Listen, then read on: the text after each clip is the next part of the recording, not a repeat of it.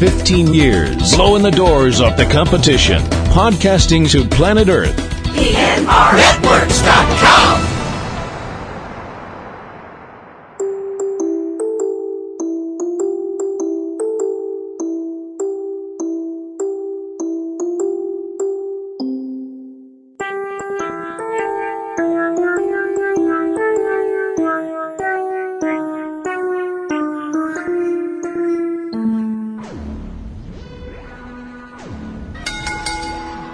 Now entering the PNR Networks arena, coming down the aisle from Revere, Massachusetts, weighing in at absolutely none of your business. It's the Mistress of Mayhem, the Queen of Quips. It's time for Ring Around the Rosie with your hostess, Kim Brown.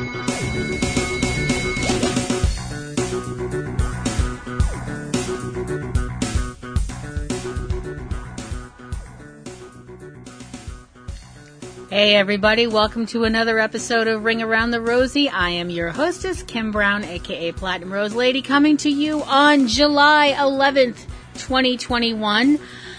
Oh boy. I hope everybody's week went really well, and I hope that we're all in a good place here on a nice Sunday afternoon. For a change, it's not super duper hot up here in Massachusetts. It's warm, but it's not like, oh my gosh, I'm going to die. The air is just full of humidity, hot.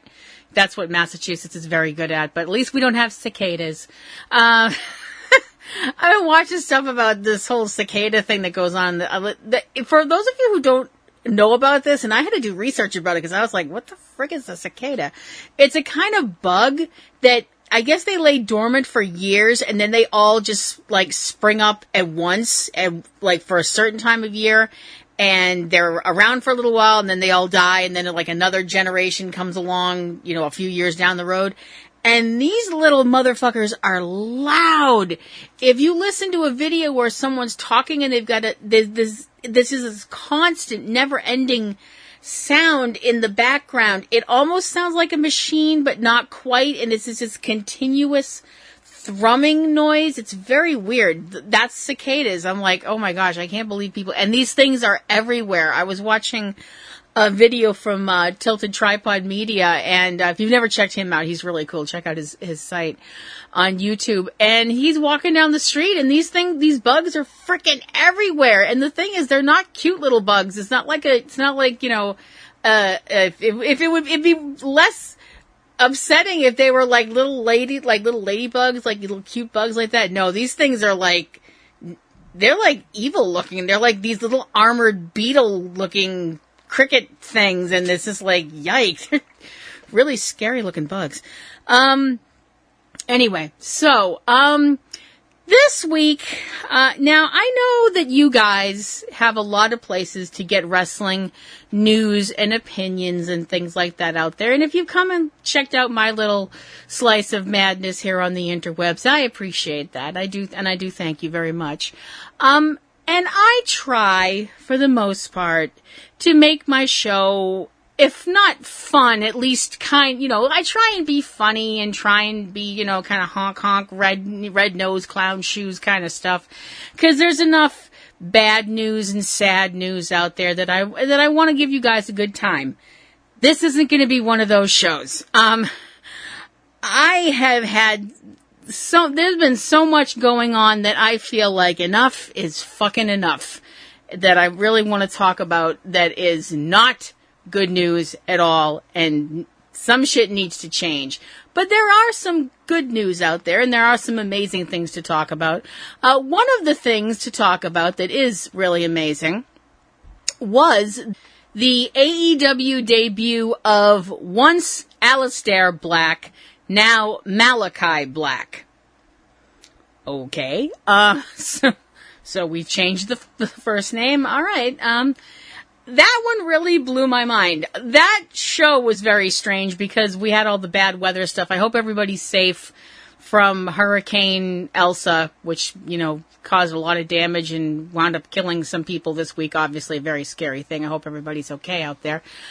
Early on in the show on AEW this past Wednesday, there was a moment when the lights went out, and I was like, whoa, was that supposed to happen?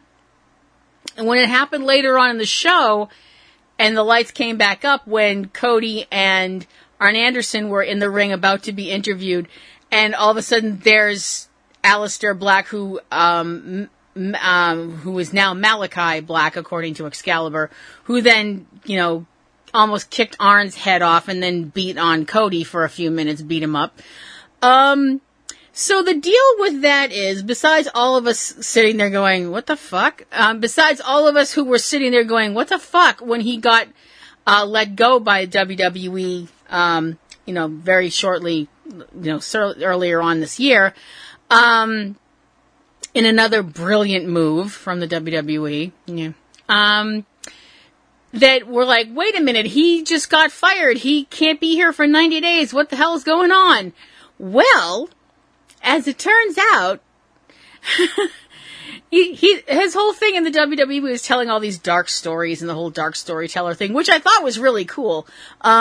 I also like how they kept the eye look, the eye color, one of his eyes being a different color, like carrying over that injury, the eye injury thing. I like how they kept that.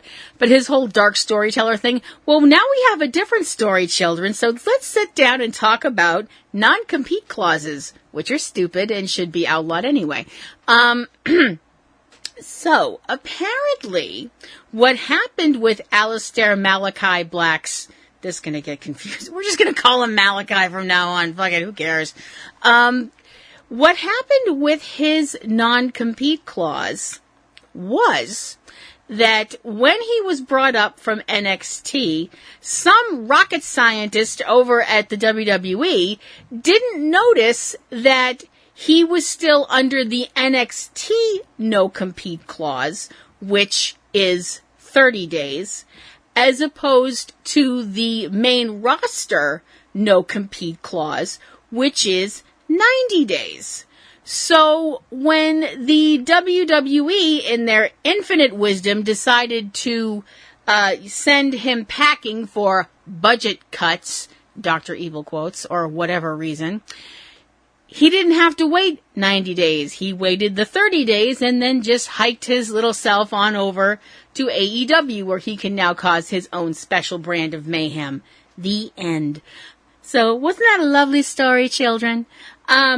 See, and I know some of you out there are saying, but Kim, what is the moral of the story? Every story has to have a moral, after all. Well, yes, it does, children. And the moral to this story is, read your contract. And there's actually a PS to the moral of the story. Read your contract better than the people who are above you in the office. Read your contract. I think we could use a little music cue for the WWE, don't you? I think music, has charms to soothe the savage breast and all that classy type talk. So I think we should play a little bit of music right now that should pretty much sum up the WWE's handling of this whole situation. Hit it, Ring Around the Rosie band!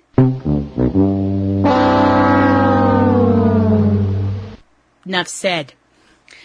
Okay, some results for you guys. Now, if you are not watching Game Changer Wrestling, first of all, shame on you, because you should be, because it's amazing. Oh my gosh, I love this fed and I'm completely addicted to it and don't really care who knows it. They had some incredible shows over the weekend, starting with Friday night. And Friday night, they had Fight Club Houston in Houston, Texas, at the Premier Sports Arena, which looked like everybody was having an amazing time. Didn't see one single mask, but that's just, okay. But anyway, moving on. It looked like it was a great show, awesome time, although I gotta be honest, they kept talking about how hot it was. And it's weird because they talked about how hot it was at this show, and the next night they talked about how hot it was at that show, which was in Dallas. I'm sorry, but isn't Texas usually hot anyway? You guys don't spring for air conditioning? I mean, I don't get it. It's just weird. I'm kind of floored me anyway. So, going over the results, just real quick, down and dirty results. We had Joey Janela going up against Dante Leon, and Joey was the winner of that. Matthew Justice going against Mysterious Q.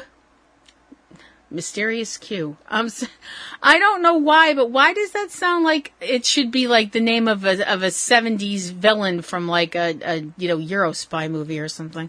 Matthew Justice picking up the win there. Lowrider beating there was a scramble, beating the assorted powers of Gringo Loco, Golden Dragon, Arez, Aramis, and ASF. That probably should have come out a little bit better, but that's the best I'm going to get because I'm probably going to screw up something in there word-wise. AJ Gray versus Brian Keith, with AJ winning that match. Jimmy Lloyd won over Chris Carter, and I don't know what the heck crawled in Jimmy Lloyd's ear and died, but man, he's gone through a big attitude change recently, don't you all think? I don't know what it is. I mean, he's always been a different sort of boy, but lately he's been kind of a dick. I don't know quite what his problem has been. We had a triple threat with Aaron Sykes and Facade going against Sam Stackhouse, with Sam winning in that contest. Jack Cartwheel, who has the most fascinating name and actually one of the more fascinating ring entrances I've ever seen, was beaten by Ninja Mac. Gino Medina went against Effie, with Effie picking up the win. And then we had the main event, which we all knew was going to be carnage, with the GCW World Champion Nick Gage going against Sadiqa. Now, I had no idea who Sadiqa was. I'm pardon my ignorance, no idea who this lady was, and I'm definitely going to call her a lady because she is terrifying. This match, holy shit. What the heck? I mean, when it's a Nick Gage match, you know it's going to be madness, and I mean that in the nicest possible way, sir. Please don't hurt me. But this was, oh my gosh, people have, there's been all this talk, for decades and decades about equal rights for women and all that stuff like that, which I completely support, being a woman myself. So this was a case of watching two people beating the living shit out of each other, and nobody's going, oh, you can't hit me because I'm a girl. So, oh my gosh, this was one of the most violent fucking things I've ever seen in my life, and it was great. Oh my gosh, this match was awesome. With Nick Gage coming out the winner, which, MDK, all that. The problem was that Nick was, apparently injured during the match and was not cleared to wrestle the following night, which sucked. But the thing is, when it comes, I think it's really crazy because with somebody like Nick Gage, I would think you'd basically have to lock him in a room to keep him from wrestling. If he wants to go out there and fight, he strikes me as the type of person that's going to go out there and fight till his heart explodes. He's just that driven. And which is awesome, but you do have to worry because he is a human being and we don't want him to get hurt, fatally or something like that. That's obviously not a good thing. The following evening was You Only Die Once. Okay. Because we can't afford to die twice because we don't have the money to pay the Ian Fleming estate. Anyway, which was held at the Irving Arena in Irving, Texas. And which apparently is some kind of an indoor soccer place thing. I've never seen something like that. I was like, this is interesting. Another place they kept talking about being really hot. I'm like, what the hell, Texas? Spring for some friggin' air conditioners, for crying out loud. The results for that match were, that show were the following. Joey Janela went against Ninja Mac, and Joey was the winner. Thankfully, Joey there were a couple of times the night before I was like, I think he really hurt himself there, but he looked okay in this match. Tony Deppen went against Starboy Charlie, with Tony Deppen coming out on top with the win there. I was kind of confused for a minute when Tony Deppen, entered the arena to We Built This City, which Kevin Gill, whom I happen to think is one of the best announcers out there, Kevin Gill keeps referring to Tony Deppen's entrance music of We Built This City by Starship as one of the most annoying songs, like entrance theme songs. I disagree. Kevin, you're a very knowledgeable guy, but the most annoying song to come out to, if you were a wrestler to use as entrance music, I still contend the most annoying song would be Justin Bieber's Baby. My husband would probably say it would be Groove is in the Heart by Delight because he hates that song. But anyway, following that was Brian Keith versus Chris Dickinson, with Brian Keith having to tap out, so Dickinson wins by submission. Jack Cartwheel, again, I really like this dude. I think he's really, really good, and he actually did cartwheels all the way down to the ring, all the way down the ramp, all the way around. It was just like, oh my gosh, that is so impressive, because I can't do that. I have never been able to do that. I have no dexterity at all. And the one time I tried to do gymnastics when I was little, I literally cut my back open. I literally, slammed into some furniture and had to get stitches in my back. So I'm a fucking klutz. I have been since I was pretty much old enough to walk, take 2 steps, and fall on my face, But Jack's very, very talented. I really want to see a lot more of him. And he was defeated by Dante Leon, I should say.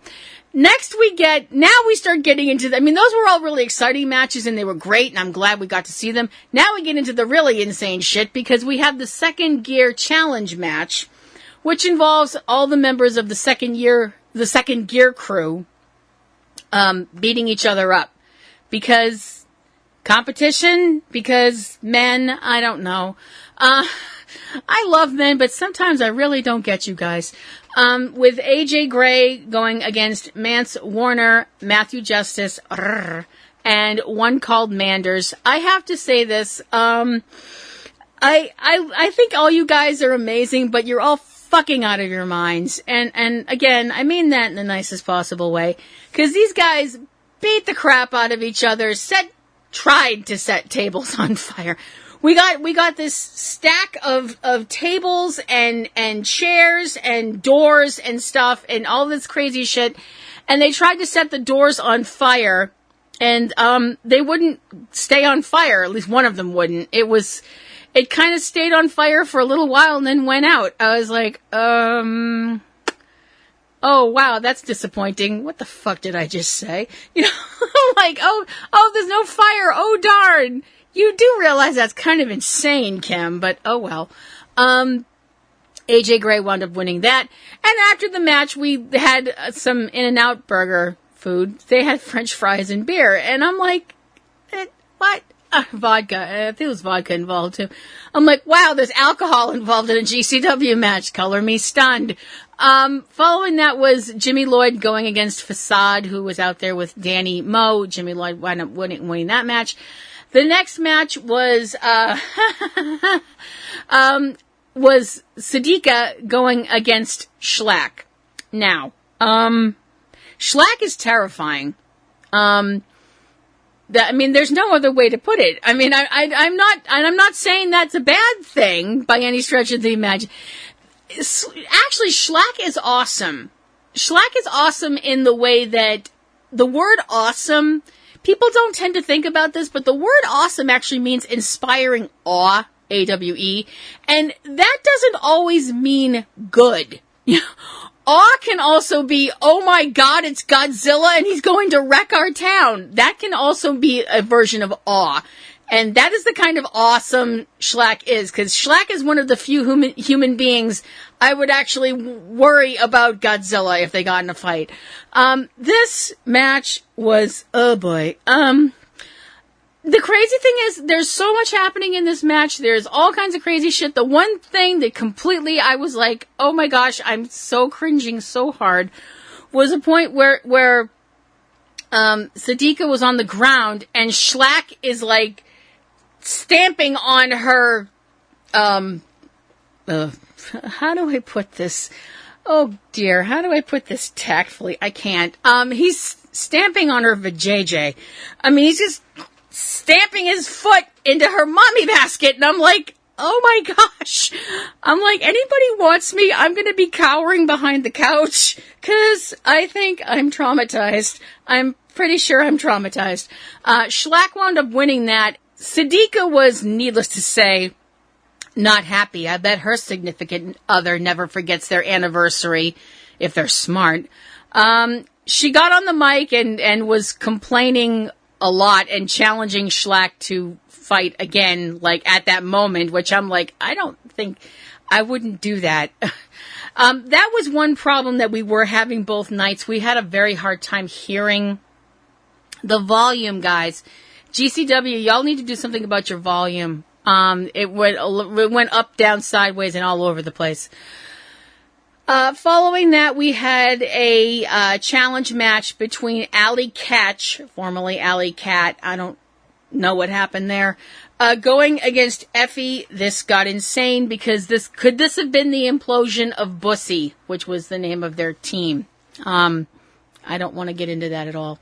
This match upset me. I was like, this is like when you're a little kid and you hear your parents fighting. You're like, stop, I hate it when you guys fight. Allie's mother got involved. Allie's mother's prosthetic leg was pulled off by Effie. The whole situation was completely fucking insane. But by the end of it, Allie wound up winning over Effie. And apparently they're friends again, and that makes me happy. That makes my heart feel good, because I love both Allie and Effie, and I think they're wonderful, and I hate seeing them fight. It makes me sad. Following that, unfortunately, we were supposed to have Alex Colon going against Nick Gage, which probably would have destroyed the building from the amount of insanity involved, because both people, while I respect them, which is a nice way to say I'm terrified of both of them, that, you know, that's a level of violence I'm not sure can be contained in one building or one state, to be perfectly honest. But because Nick was determined not to be able to wrestle because of the previous evening's insanity, we got an ultra-violent championship match with Alex Colon, who is the ultra-violent champion. I don't know how you put that on a resume, but I'd really like to see you try. Going against AJ Gray, and kudos and applause to AJ Gray for fighting twice in one night, because, you know, he was in the second gear challenge match and won that, and that was insanity. And then he gets into complete lunacy with Alex Colon, and there's like 70 kabillion light tubes and evil chair shots and more light tubes and, you know, mercury and phosphorus flying everywhere in a very not large building. And I'm just like, great. But it was an awesome match. It was really, really crazy. Alex Colon wound up winning that as well. All in all, two amazing shows from GCW. But and this isn't a slag. This is just because, you know, time difference. They're an hour behind us because they're in, you know, Texas Central Time, and, you know, we're up here in Massachusetts in Eastern Time. So it was like 12:30, 1:15, and we're like, oh my gosh, I'm so tired. And it was like, oh my gosh, we're so old. Ack! This is not fun. Anyway, so those were all of the things that I wanted to talk about that were, you know, fun or exciting, or just not me ranting like a mad person. So that's all done. Now we're getting to the Kim is pissed off part. Okay, the first bit of not good news was the announcement that Bayley is going to be out of wrestling, for at least wrestling in the ring. She might be back on commentary and stuff, I don't know. For up to 9 months because of a torn ACL. Obviously, this is not a good thing. And it affects the person behind the Bayley character. So positive thoughts and good love, and hoping she recovers soon, because we all want to see her get back in the ring and keep being a bitch.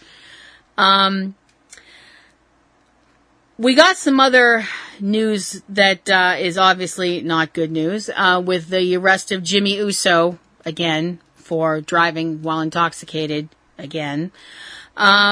He has been arrested numerous times, most of them involving alcohol, and that's obviously not a good thing. The issue that I'm having is that some people have brought up that I don't really know what people's attitudes are about this, is that he was on SmackDown this week because of this whole angle with, him and Jay and Roman and all that stuff. And a lot of people are like, oh, well, they didn't say anything about what happened with him. They didn't do this, that, and the other thing. They didn't punish him on TV and stuff like that. I'm like, I'm sorry. Do we want to make this an angle like we did with Scott Hall back in WCW? Because that went over so well. Or how the WWE before brought up Jeff Hardy's demons and all that stuff like that, because that was in such good taste. Maybe for a change, we just let a person's personal life be their personal life. How about that? I mean, I really think that, Jimmy needs to get help. I mean, that's very obvious. Which also, because unfortunately, his, problems, that's the problem with, I don't want to use the word addiction yet. I'd really rather not go there. But that's the problem with these kind of issues, is they also affect the people around you and the people you love. Naomi, Jimmy's wife, she deleted her Twitter because some people decided to take a point in her life when she's probably really stressed out and be absolute fucking jerks to her. People were tweeting her things that were very racist. People were blaming her for him drinking. What? And just, I saw a tweet where somebody called her a very nasty thing, and they also said that she should, hurt herself. And I'm like, to you people, fuck off. If you people are wrestling fans, stop being wrestling fans, because you don't know what it means to be a wrestling fan. Because you don't understand, you don't seem to understand that these are people, you don't get to talk to people like that. If you're not wrestling fans and you're just writing to some woman giving her grief because her husband, had a legal problem, and you're just deciding to be an asshole and kick somebody when they're at a really high point in their life and you're not even a wrestling fan, fuck you too. You're a racist piece of shit. Fuck off. Also, dealing with, and there seems to be an enormous amount of asshole fans out there. There was an incident that occurred with Jim Ross where he just transposed a few letters and made a mistake word-wise, and you would think the way some people are acting, you think JR had insulted their parents. The number of tweets that were sent to JR after a little word mistake, where they were saying, he's had a stroke, he has dementia, people saying that people sending him death threats because he made a mistake and fumbled some words. Grow the fuck up. What is the matter with you? You people must lead incredibly charmed lives. You must never make a mistake at all, ever. When I grow up, I hope I can be just like you, because you must be perfect and never ever make a mistake or say something where you go, man, I wish I could take that back. But you know what? You should, because the people who tweeted JR stuff like that, you should really have thought about that before you sent that off, because you're shitheads. You're absolute shitheads. Just fucking quit it. We all make mistakes. We're all human beings. We all fuck up. And JR doesn't need me to defend him because, he's been doing this for years and years and years. He's a well-respected person who's been through so much stuff. And for you assholes to be nasty to him because of one little tiny mistake, fucking chill out. I know my husband's going to be ticked at this because he can't stand this song. But to quote Taylor Swift, you need to calm down. For real. It was a slip of the tongue. Just get a grip. And finally, talking about people who need to get a grip. We also, and y'all knew this was coming sooner or later, we also had the unfortunate incident that happened this week at AEW where you had Chris Jericho and MJF in the ring, and they were going to have this little face-off thing where Chris found out he was going to have to go through these labors to get to fight MJF, blah, blah, so on and so forth. And all of a sudden, before things really got going, everything took a sharp left into what the fuck territory because a fan stormed the ring. And I'm not really sure who this person was trying to get at, if they were trying to take a swing at MJF, if they were trying to take a swing at Chris Jericho, I don't know. They got taken down and Chris Jericho got in a good swat. And then this person, whose name I am not going to say, because I'm not giving him any press like that, went on Twitter and bragged about what he did and was talking about how he was doing this for real wrestling fans and how, you know, this and that and the other thing, and how he did this for a certain person, basically for a certain person's approval, and how said person then turned around and told them to fuck off and blocked them, which I was like, about that. First of all, real wrestling fans, you're speaking for real wrestling fans? Motherfucker, you don't speak for me. You don't speak for me at all. Fucking nobody speaks for me. Nobody's had to speak for me, and since I was a teenager, and I went from being a teenager to an adult, I fucking speak for myself. And you climbing your ass in the ring and almost possibly getting somebody hurt, who the fuck knows what was going to happen? You don't speak for me, motherfucker. And you don't speak for a lot of fans out there, except for apparently a few people on Twitter that agree with you, and you people need somebody to pray for you. That's all I have to say. You need somebody to pray for you. Notice I'm not saying who they're praying to or for what, but this whole thing about, oh, well, we want wrestling to go back to the way it used to be. You know what would have happened back in the good old days if you stormed the ring? Let me clue you in what would have happened. The wrestlers in the ring would have kicked the shit out of you. They would have brought you in the back, and probably other people back there would have kicked the shit out of you. And then they would have called the cops, who probably, wait for it, would have kicked the shit out of you. What in the fuck are you thinking? You're going to spend money, and for this guy to have jumped in the ring where he did, he must have had pretty close seats, so those seats weren't cheap. So you spend that kind of money to get in the ring, get beat up, and get thrown out? Did Mensa lose your membership or something, dude? Because you're obviously a genius. Hashtag sarcasm. And the thing is that really makes me sad, this is not news. In the fact that since the pandemic has kind of lessened in a lot of places, although not in a lot of other places, which is obviously not a good thing. And also get vaccinated and wear your mask if you're not comfortable. But other places where like the NBA's come back and other things have come back and people have stormed the courts and you know, at like courtside or whatever. I don't know the terms in other sports. I'm sorry. I'm not a sports person. Okay. This is me giving advice, and that's a bad sign. When I'm giving advice, when I have to be the voice of reason, you know shit has gone straight down an elevator shaft because I am out of my fucking mind. Don't do stupid shit like that. You know how you can be part of the show? Be a fan. Bring a crazy sign. Wear a wacky t-shirt. Jump up and down if you feel like you have to. Do a little dance in your seat if that doesn't bother other people around you. You know, something like that.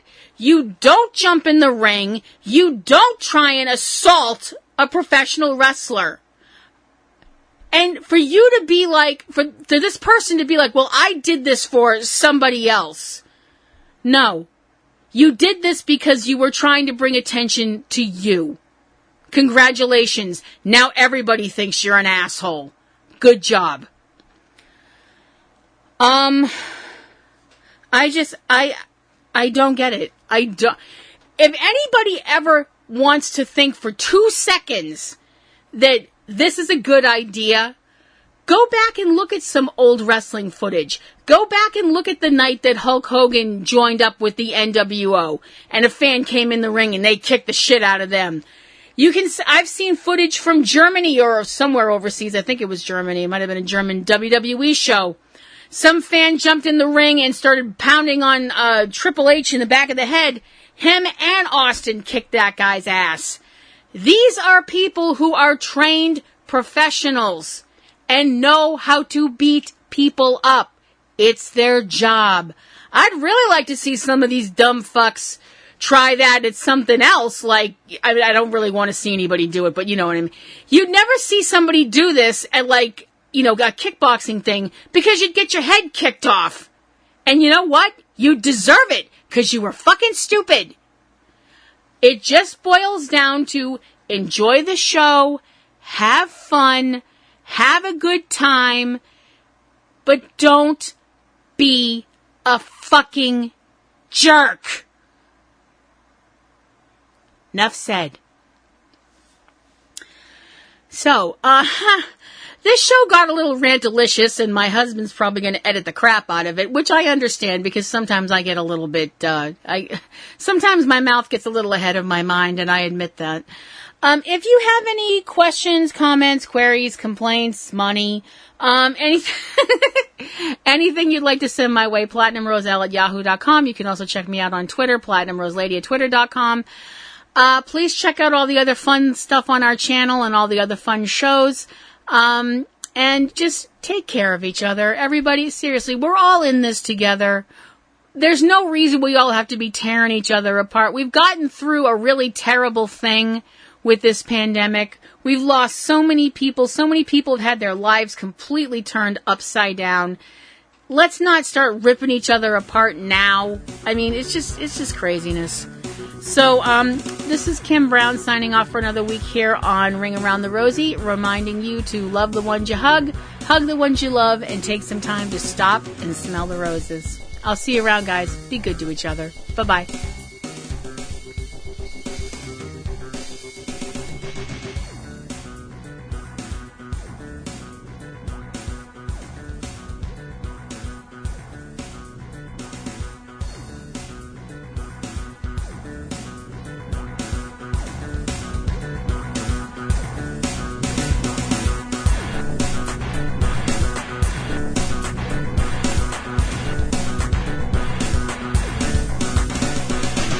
You have been listening to Ring Around the Rosie with Kim Brown, a production of PNR Networks.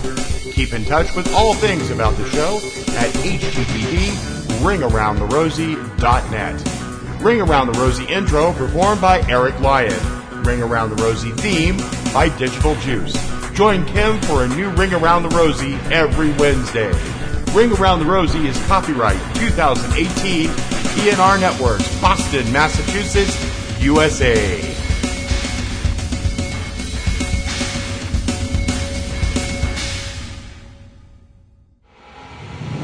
15 years, blowing the doors off the competition, podcasting to planet Earth. PNRNetworks.com